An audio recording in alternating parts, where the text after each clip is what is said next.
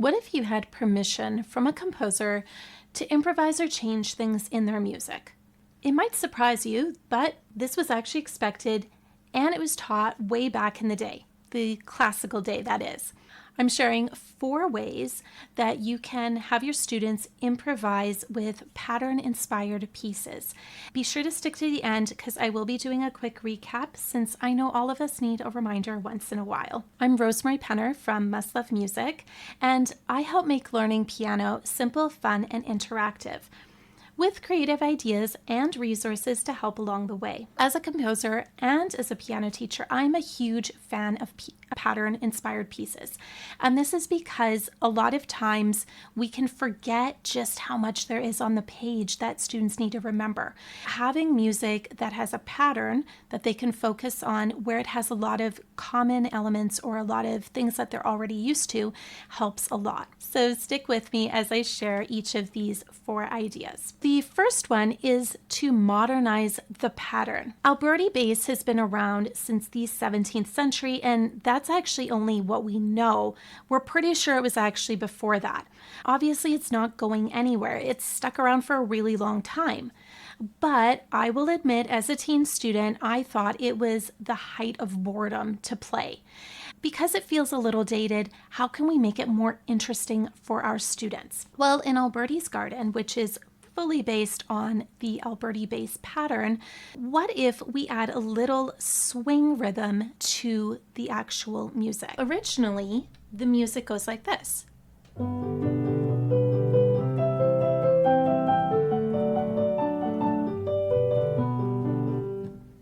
Sounds pretty, right? But what if we add a little swing pattern to that section?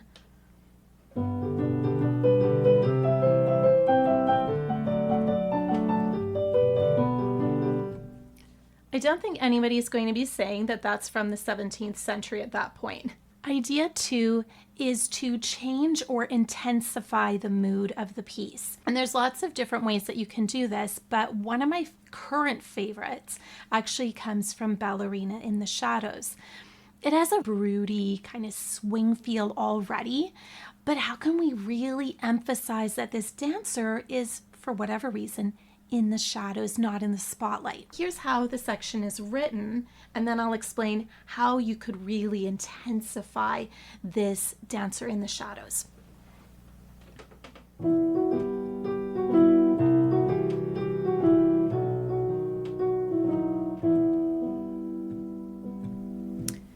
I mean, it already sounds a little mysterious, right?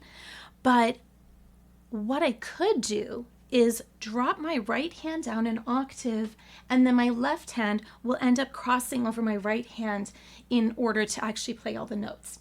But you tell me if you think that this is still, if it's even more broody or dark.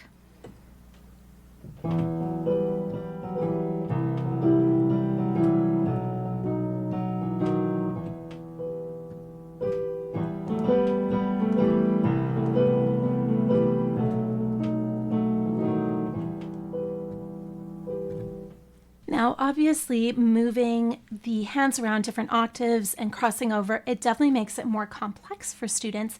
But if you have a student who maybe this is more of a review piece for them or something that you just wanted them to learn fairly quickly, this is a way to up the level while getting them to explore the mood and really intensify it. Let me know in the comments, what do you think this dancer, this ballerina, is feeling, and why is she hiding in the shadows? Did you hear that difference between the two? Did it change how you saw that scene playing out? Let me know in the comments, and let me know that's from idea 2. Idea 3, it has to do with adding a little ornamentation or perhaps a little fancy to the music.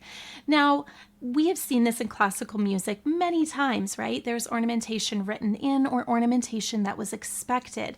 And in modern music, we don't always get to have that. So maybe adding a little something fancy isn't so bad. In Poodle Skirts and Thin Ties, you might be able to guess that this is based on the doo-wop pattern. And oh my goodness, I love this pattern. This style of music, I mean, it just brings a smile as you're listening to it. At least it does for me. So how can we make it just a little bit fancier? Well, Here's an example. If there's some 16th notes in the music, I could play them faster so that they almost sound like an ornament. I'll play this as written, and then I'll add that little ornamentation.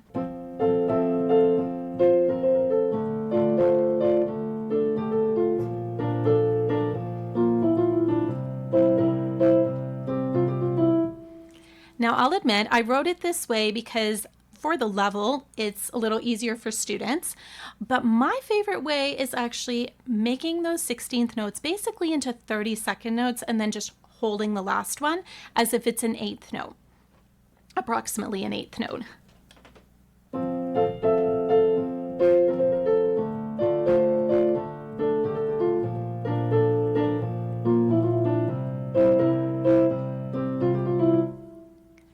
Second one sounds more fun, right? Let me know in the comments, do you prefer to make things maybe a little fancy in your music or have your students add something a little fancier or some ornamentation?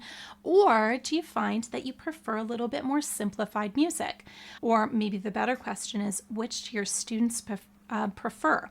So I'm really curious. Let me know in terms of this idea 3, fancy or simplified. Idea 4 is all about leaning into the genre of music or the pattern. You know, we can really take something that we like about the music or that your student really likes about the music and think about how do you highlight that? How do you make it really stand out?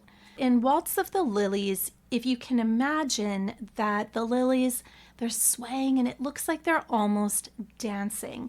And so it has this classic waltz pattern. There's a few waltz patterns within the piece, but I'm going to demonstrate one of them, and then I'm going to show you how you can really lean into it.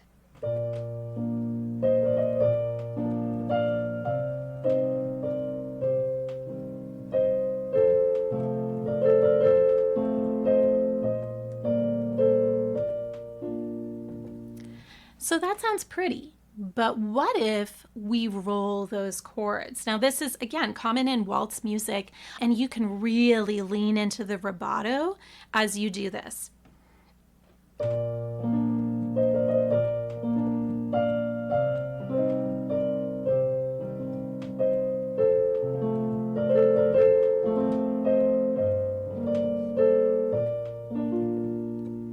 For me, hearing the chords rolled, it definitely feels a lot more tranquil to me.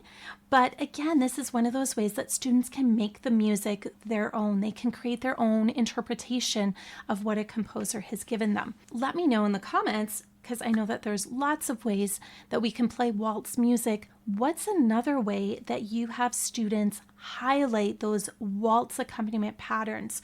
And really bring out the feel of the waltz.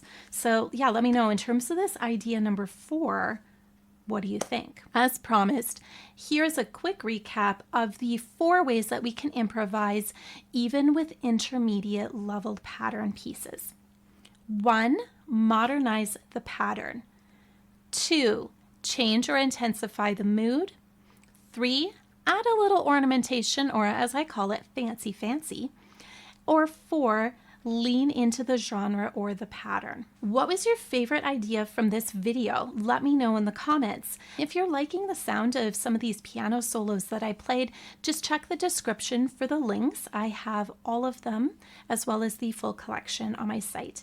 And P.S., going back to our original question about what if the composer gave you permission? This composer is giving your students permission to tweak each of the pieces. And yes, there are ideas within each piece that I've actually said, what if you try this? What if you tweak it like this? So that it becomes unique to each performer within your studio.